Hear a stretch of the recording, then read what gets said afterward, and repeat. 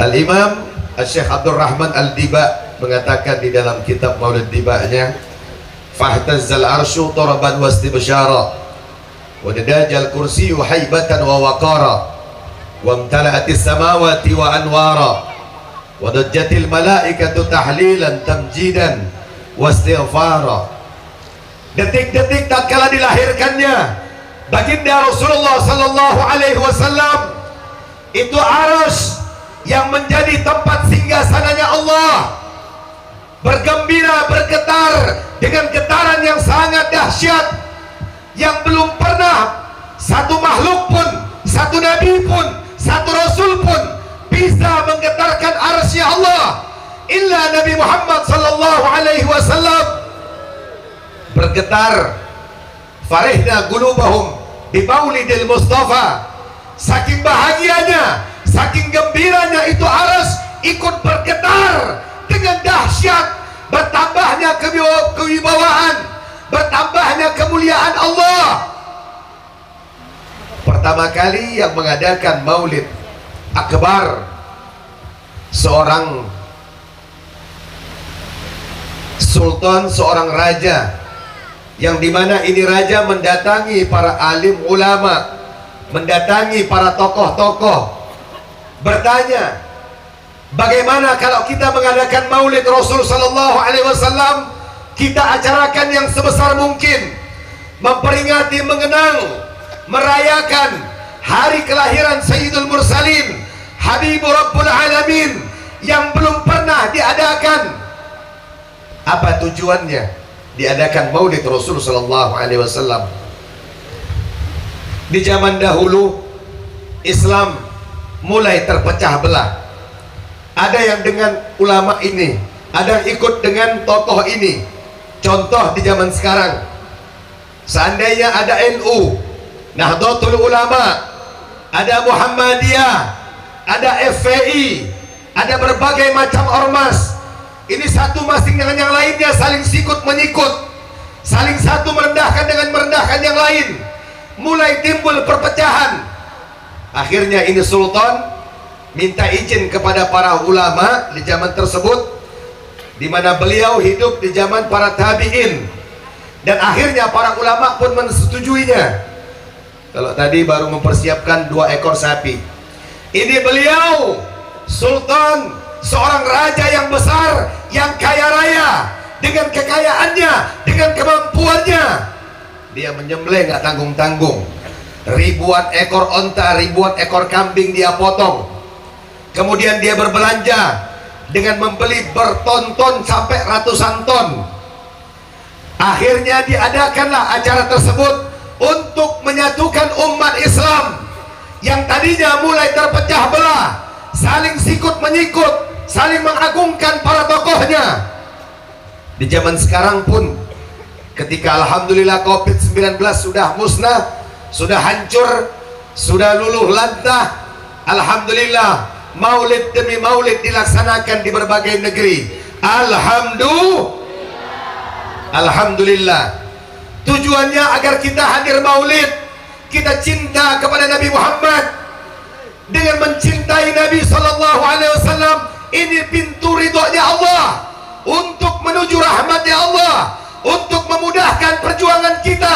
Kalau Nabi Muhammad sudah mengenal engkau, menyebut namamu, mencintai engkau, maka apapun yang kau lakukan pasti akan diridhoi oleh Allah Subhanahu wa ta'ala. Harus mengalahkan siapapun ketika kita cinta kepada Rasulullah sallallahu alaihi wasallam. Kita pernah mendengar dan sering mendengar bagaimana Nabi Allah Musa alaihi afdhalus salatu wassalam, ketika tongkatnya dipukulkan ke gunung, itu gunung memancarkan air. Iya, gunung ketika dibor pun akan mengeluarkan air. Ketika dibor air, maka akan mengeluarkan itu air. Itu masih hal biasa, mukjizatnya.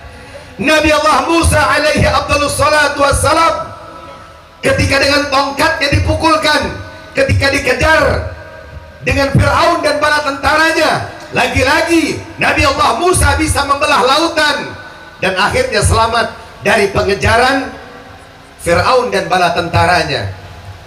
Nabi Muhammad sallallahu alaihi wasallam diberikan mukjizat, diberikan kemuliaan, diberikan keagungan, diberikan keistimewaan. Laulaka ya Muhammad ma khalaqtu aflak. Kalau bukan karena engkau ya Muhammad, kalau kau tidak pernah diutus ya Rasulullah, semuanya tidak akan pernah ada. Langit dan bumi, belum lagi planet-planetnya, belum lagi galaksinya yang berjumlah miliaran. Kita tinggal di satu planet yang dimana ini planet yang paling terkecil, lemah, kecil, tidak memiliki apa-apa. Belum lagi jumlah para malaikat-malaikatnya, para nabi, para rasul, dan seluruhnya. Semua tidak akan pernah diciptakan kecuali karena baginda Nabi Muhammad sallallahu alaihi wasallam dengan jari jemarinya bisa mengeluarkan itu air, dan itu disaksikan oleh para sahabat di setiap peperangan. Ketika dalam keadaan susah, ketika dalam keadaan terjepit, itu mukjizat akan lagi-lagi dikeluarkan oleh baginda Rasulullah sallallahu alaihi wasallam. Kita pernah mendengar bagaimana Nabi Allah Sulaiman bisa berbicara dengan burung hudhud, bisa berbicara dengan namlah, dengan semut. Iya, Nabi Allah Musa, Nabi Allah Isa bisa menghidupkan manusia yang sudah mati. Ketika ada satu umat yang sudah meninggal dunia, Nabi Allah Isa, Nabi Allah Musa diminta untuk menunjukkan kalau kau benar seorang rasul, kalau kau betul utusan Allah, kalau kau betul seorang nabi, bangkitkan lagi ini manusia yang sudah mati. Dan akhirnya dibangkitkan lagi manusia tersebut. Itu dalam keadaan masih utuh, dalam keadaan jasad yang masih utuh. Sayyidina Hasan ibn Thabit radhiyallahu an mengatakan di dalam syairnya, wa ahsana minkum lam tarakat aini, wa ajmala minkum lam talidan nisa, khuliqta mubarra'a min kulli aibin ka'annaka qad khalaqta kama tasha'u. Ini mata belum pernah memandang manusia yang paling agung, manusia yang paling mulia, manusia yang paling terhebat kecuali dirimu ya Rasulullah sallallahu alaihi wasallam. Nabi Muhammad sallallahu alaihi wasallam ketika memerangkan perang Khaybar, Rasul sallallahu alaihi wasallam diundang oleh seorang wanita Yahudi. Ya Rasulullah, ada seorang wanita Yahudi ingin mengundang engkau. Baik, kalau begitu suruh mereka siapkan tempatnya dan aku akan datang bersama para sahabat. Rasul sallallahu alaihi wasallam paling suka makan kambing. Ini malam ini ada potong kambing nggak? Nah, potong kambing besok-besok kalau buat acara maulid. Memotong kambing dan kaki yang di paling terdepan sebelah kanan itu yang paling disukai oleh Rasul sallallahu alaihi wasallam. Karena memiliki obat yang sangat ampuh, karena memiliki energi yang paling bagus, kesehatan, proteinnya, semuanya ada di kaki yang paling terdepan. Kalau Nabi sallallahu alaihi wasallam suka terhadap barang tersebut, pasti memiliki manfaat yang sangat besar. Betul? Allahumma shalli ala Muhammad. Ini kambing sudah dipotong, dicincang-cincang, dimasak, dan akhirnya menjadi masakan yang siap untuk dihidangkan. Dipanggil Nabi sallallahu alaihi wasallam, ya Rasulullah, ini makanan sudah siap. Nabi Muhammad sallallahu alaihi wasallam datang dan mengajak para sahabat-sahabat untuk ikut makan bersama. Ketika kambing yang sudah dihidangkan diambil sama Rasul sallallahu alaihi wasallam dan siap untuk dimakan, tiba-tiba ini daging yang sudah dimasak tersebut berbicara dan mengatakan, ya Rasulullah, la ta'kulni li'anni masmul. Ini ada di dalam kitab Sahih Bukhari wa Muslim. Kita belajar dan mondok. Ilmu tidak bisa diambil dari WhatsApp, dari Facebook, tidak ada berkahnya. Kita pernah belajar kepada Ki Haji Maimun Zubair, Mbah Maimun, murid daripada Profesor Dr. Said Muhammad bin Ali Al-Maliki, dan melanjutkan akhirnya belajar lagi kepada Habib Muhammad bin Agil Al-Atos, Bogor, Rubat Al-Fat, di mana beliau adalah keponakan daripada Habib Zain bin Ibrahim bin Sumit.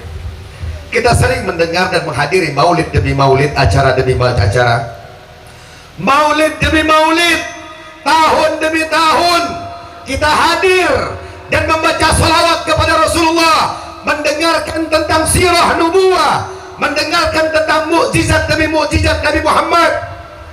Ya Rasulullah, la ta'kulni li'anni masmul. Wahai Rasulullah, jangan kau makan, di dalamnya ada racun. Itu daging ngomong.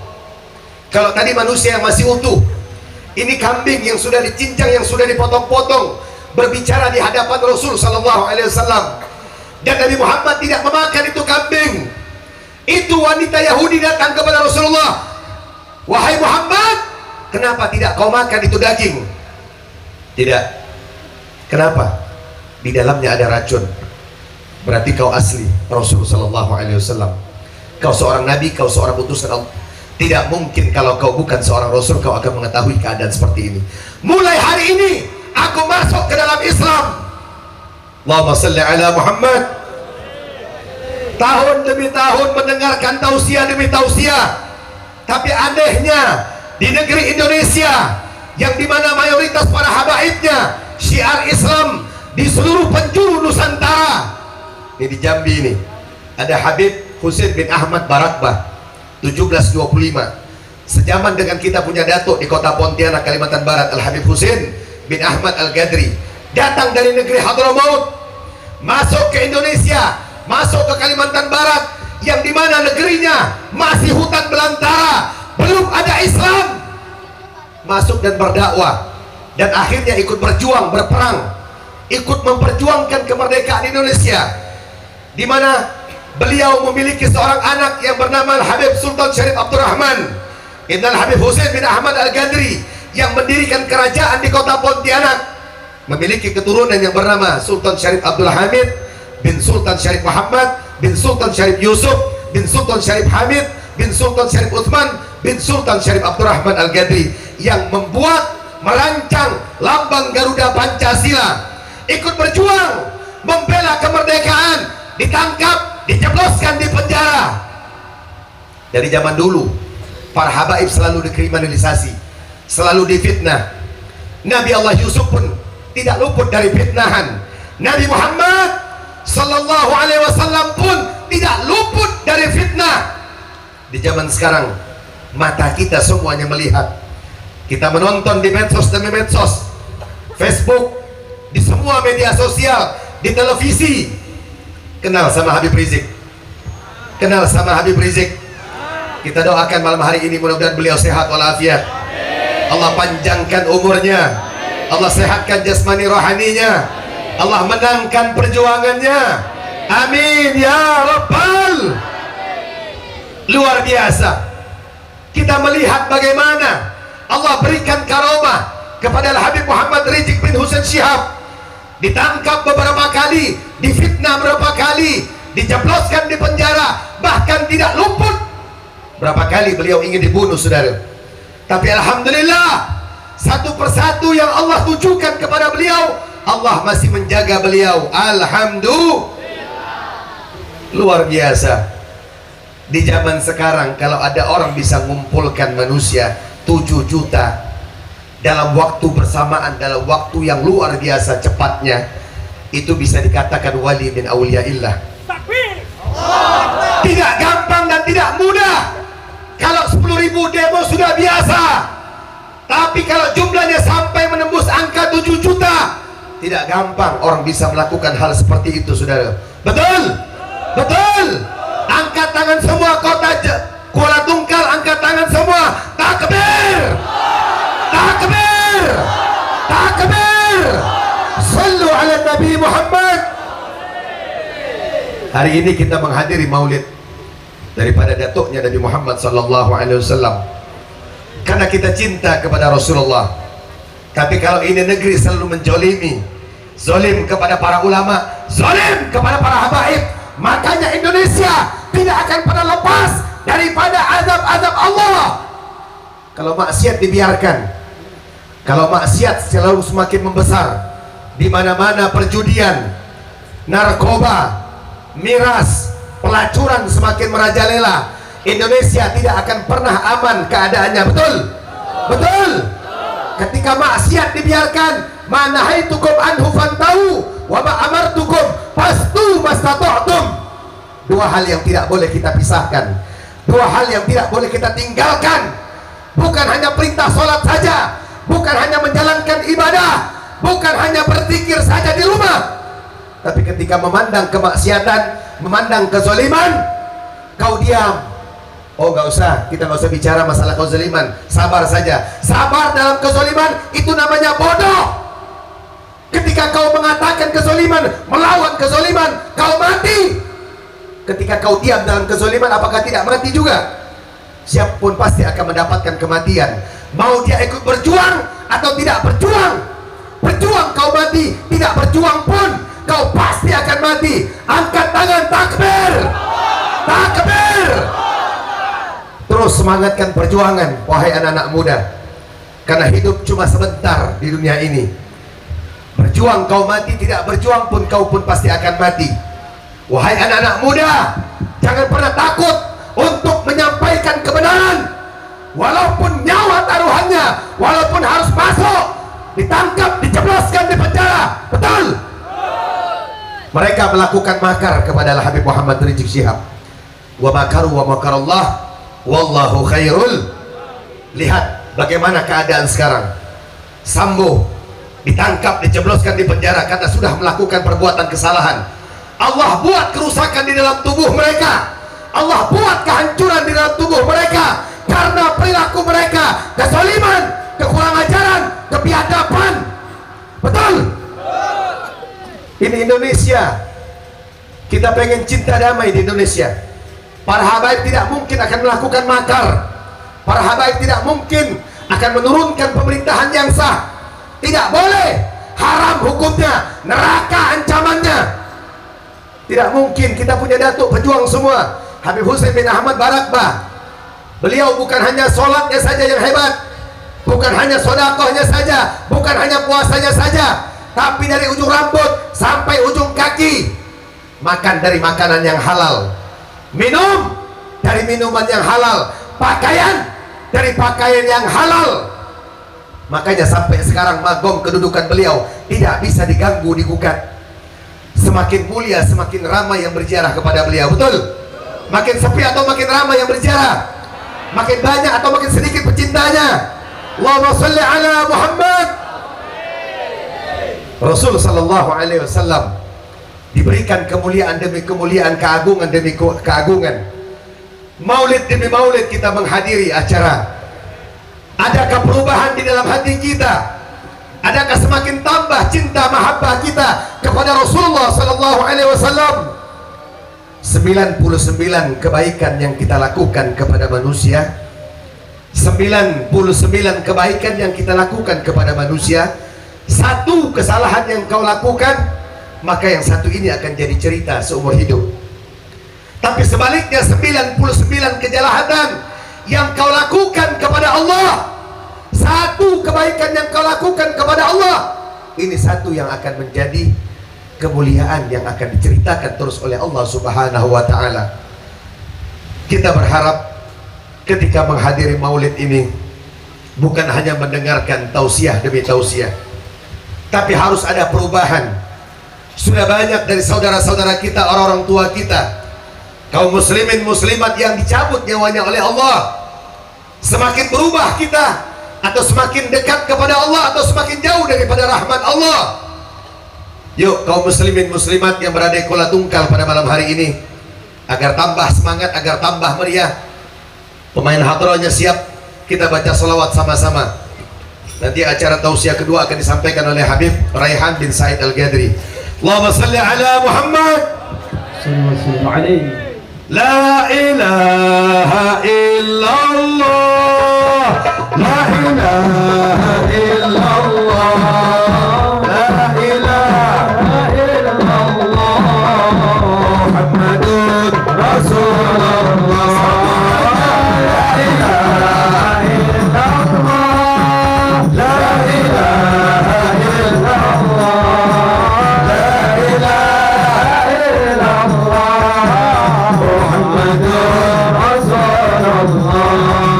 Salatullah salam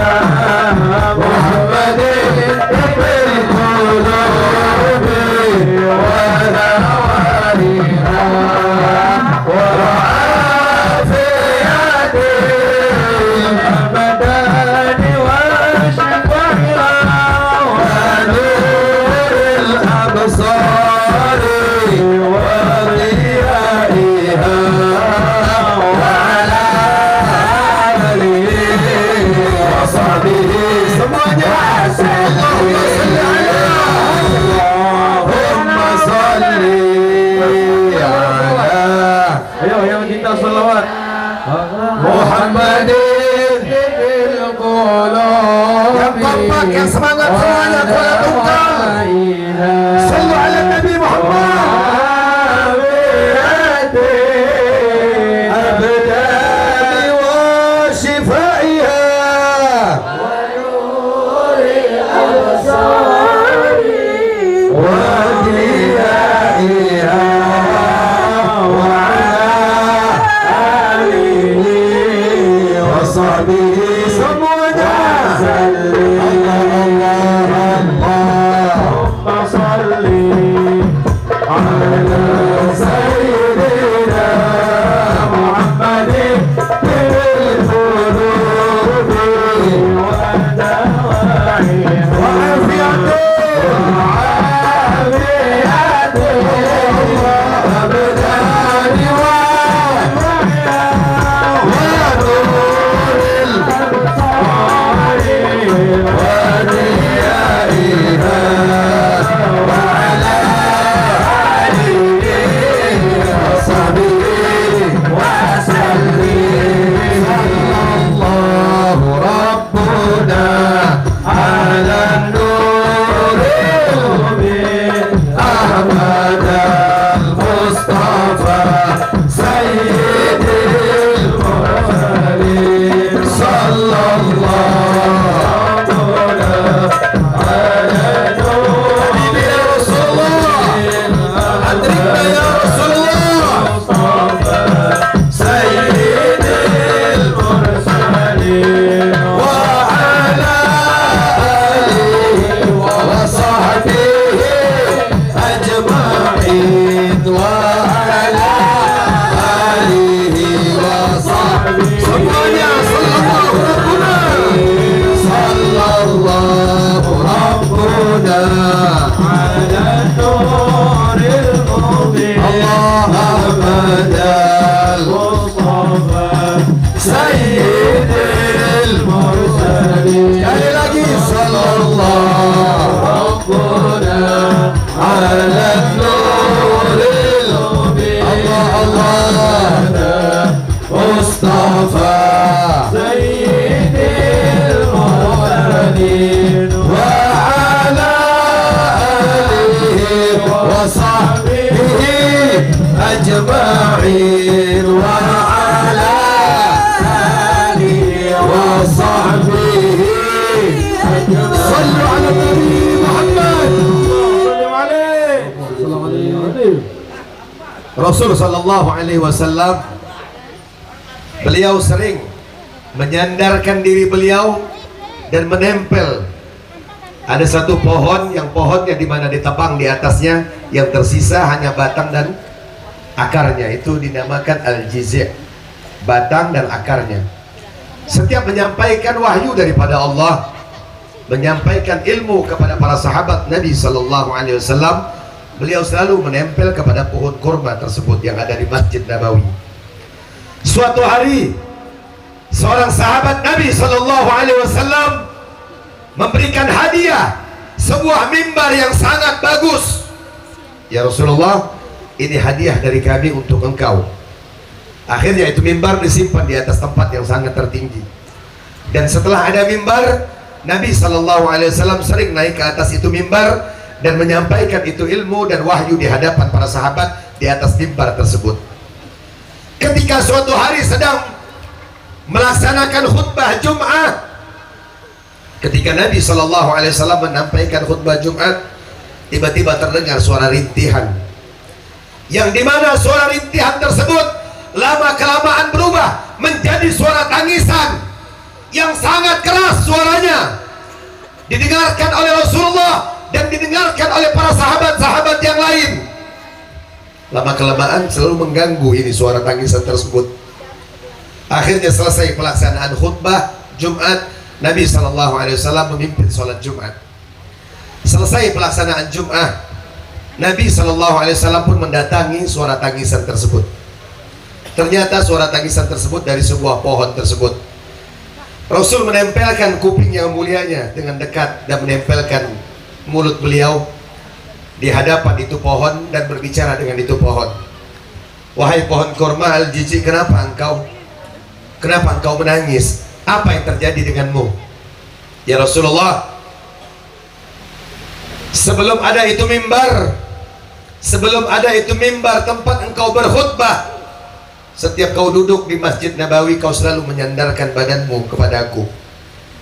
Kau bersandar dengan diriku. Senang, bahagia hatiku ya Rasulullah. Tapi tatkala sudah ada mimbar yang baru tersebut, engkau sudah tidak pernah menempelkan badanmu yang mulia kepada aku ya Rasulullah. Sedih hatiku ya Rasulullah. Pohon. Terus bagaimana dengan haula umat Nabi sallallahu alaihi wasallam yang Nabi mengatakan ana la arda wa wahidun min ummati finnar. Aku tidak ridho satu pun dari umatku dimasukkan ke dalam neraka. Rasulullah tidak ridho, Rasulullah tidak terima. Itu disampaikan di hadapan Allah Rabbul Alamin, yang akhirnya mendapatkan jawaban dari Allah Rabbul Alamin. Semua umatmu akan masuk ke dalam surga ya Rasulullah, illa man aba, kecuali yang tidak mau. Ada yang nggak mau masuk surga? Ada yang mau masuk tidak surga? Mudah-mudahan semuanya masuk ke dalam surga. Mudah-mudahan kita dikumpulkan bersama Rasulullah sallallahu alaihi wasallam. Terus apa yang kau harapkan wahai pohon kurma? Bagaimana kalau kau kuhidupkan kembali? Para sahabat Nabi itu imannya tidak akan pernah berkurang sedikit pun ketika ada Nabi sallallahu alaihi wasallam. Kalau kita bisa yazid wa yankis, kalau kita bisa naik bisa turun iman kita. Tapi sahabat-sahabat Nabi ketika memandang, melihat mukjizat demi mukjizat, kelebihan demi kelebihan Rasulullah kalau berwudu, itu air wudunya tidak akan pernah jatuh ke tanah. Semuanya berebut dan mengambil. Bagaimana seorang panglima perang Sayyidina Khalid ibn Walid, suyuf min suyufillah al-maslul, pedangnya Allah yang tidak pernah kalah ketika memimpin perang, ketika jenderal perangnya Sayyidina Khalid ibn Walid tidak akan pernah kalah, sekalipun tidak akan pernah kalah kalau Sayyidina Khalid ibn Walid memimpin perang. Ketika Yaumul Yamamah terjadi perang Yamamah, ini Sayyidina Khalid ibn Walid ikut berperang. Tiba-tiba kopiahnya jatuh. Tatkala kopiahnya jatuh, dia pun berbalik arah mengejar. Bagaimana seandainya kalau kopiah itu lepas dan dia tidak ridho, dia tidak ikhlas kalau itu kopiah diambil oleh kafir-kafir Quraisy, diambil oleh orang-orang munafik. Ini para sahabat semuanya memperhatikan keadaan yang dilakukan oleh Sayyidina Khalid ibn Walid. Sampai meninggalnya pun meninggal di atas kasur beliau, bukan meninggal di atas peperangan, agar musuh-musuhnya tidak mengatakan pedangnya Allah sudah patah dan tidak pernah terkalahkan satu kali pun. Subhanallah, dia kejar itu kopiah, akhirnya dia dapatkan kembali dan dia pun bertempur kembali dan memenangkan itu peperangan Yaumul Yamamah. Selesai peperangan tersebut, para sahabat mendatangi Sayyidina Khalid bin Walid. Wahai panglima perang, tadi ketika perang kami melihat bagaimana kopiahmu terjatuh. Padahal banyak kopiah-kopiah yang dijual di Mekah sana, di pasar Madinah, banyak yang lebih bagus, yang lebih mahal pun banyak. Tapi kenapa sampai sebegitunya kau ingin mengambil itu kopiah? Ada apa dengan kopiah tersebut? Kalian pengen tahu? Kalian pengen melihat? Baik, hari ini aku akan membuka rahasianya. Dibuka itu kopiah, diambil di dalam kopiah tersebut ada beberapa lembar rambut. Kalian tahu kenapa ketika aku memimpin perang, ketika aku menjadi jenderal perang, ketika aku memenangkan peperangan, aku yakin tidak akan pernah terkalahkan? Karena ada di sini rambut Nabi Muhammad sallallahu alaihi, rambut Rasulullah sallallahu alaihi wasallam. Yakinnya, cintanya para sahabat kepada Rasul sallallahu alaihi wasallam. Bagaimana kalau kau hidupkan kembali wahai pohon kurma dan kau memiliki buah yang paling enak di muka bumi ini? Tidak ya Rasulullah. Bagaimana kau nanti akan berada bersamaku nanti di dalam surga ketika mendapat tawaran yang sangat luar biasa ini, baru diam itu pohon. Dan para sahabat pun bertanya, kita sering mendengar mukjizat demi mukjizat, kemuliaan demi kemuliaan para rasul, para nabi. Tapi belum ada satu nabi pun yang bisa berbicara dengan pohon dan bisa menghidupkan orang yang sudah tercincang. Ada satu sahabat datang kepada Rasulullah, "Ya Rasulullah, mata saya pecah, tertembak anak panah ya Rasulullah, sudah keluar ini biji mata dari tempat matanya. Saya masih ingin berjuang ya Rasulullah." Diambil itu mata yang sudah pecah sama Nabi SAW, ditempelkan kembali oleh Rasulullah dan diusap dengan izinnya Allah Subhanahu wa taala, dengan mukjizat yang Allah berikan kepada Nabi Muhammad SAW. Itu mata kembali menjadi utuh lagi. Bahkan itu mata tidak pernah sakit. Allahumma salli ala Muhammad. Cintai para ahlul bait Rasulullah SAW, maka cintamu akan bersambung kepada Nabi Muhammad. Makanya pemerintah jangan zalim sama habaib, betul? Betul? Kalau kau masih zalim, Jokowi nggak akan pernah selamat. Betul? Mudah-mudahan ganti presiden yang baru, amin. Mudah-mudahan Allah berikan pemimpin yang adil, yang sayang kepada agama Islam, sayang kepada umat Islam, sayang kepada masyarakatnya, sayang kepada rakyatnya, amin ya rabbal. Ini belum deklarasi ya, kita tunggu imam besar nanti, Komando Habib Rizik, siapa nanti yang bakal beliau, biar pandangan para ulama, para habaib nanti mengadakan musyawarah. Nanti dari keputusan tersebut kita ikuti. Setuju? Setuju? Mudah-mudahan Allah berikan keberkahan di dalam hidup kita semua, mudah-mudahan bermanfaat, dan mudah-mudahan tambah kecintaan kita kepada Rasulullah SAW. Rabbi fanfa'na bi barakatihim wa hadinal husna bi hurmatihim wa amitna fi tariqatihim wa mu'afatin minal fitani ya Allah biha ya Allah biha ya Allah bihusnil ya Allah biha ya Allah biha ya Allah bihusnil khatimah ya Allah biha ya karim ya Allah ya Allah bi'aunin salimin. Hadza minni wal afu minkum. Wassalamualaikum warahmatullahi wabarakatuh.